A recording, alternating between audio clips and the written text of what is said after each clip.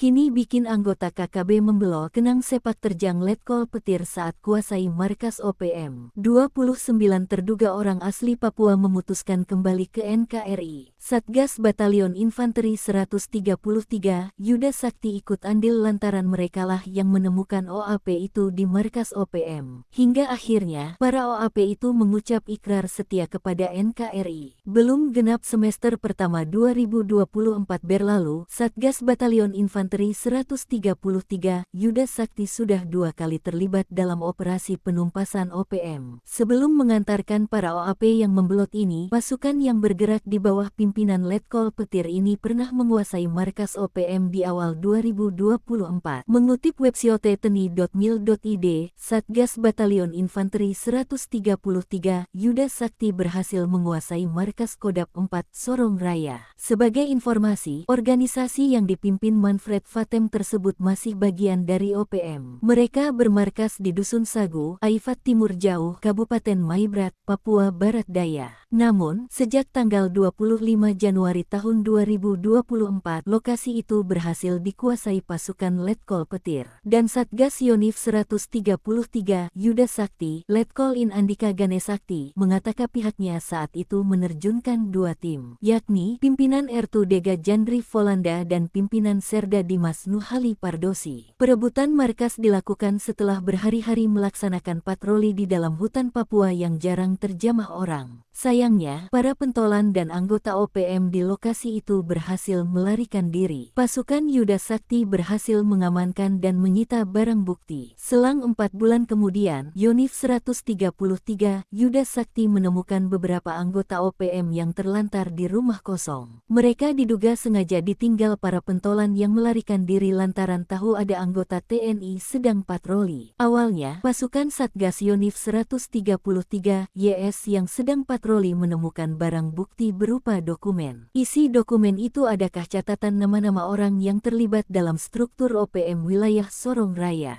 Catatan tersebut ditemukan di sebuah rumah kosong tidak berpenghuni di Kampung Aitrem, Distrik Aifat Timur Maibrat. Pada tanggal 13 Mei tahun 2024, setelah dimintai didalami dan dimintai keterangan oleh Satgas Yonif 133 YS, 29 anggota OPM berhasil diamankan. Mereka lalu sepakat untuk kembali ke NKRI karena melihat langsung betapa kejinya perbuatan para pimpinan OPM. Felix Fomaer, satu dari 29 warga itu, mengatakan alasan mereka kembali ke NKRI karena ingin hidup normal. Mereka dahulu bergabung dengan OPM karena dipaksa, bahkan sering mendapatkan intimidasi.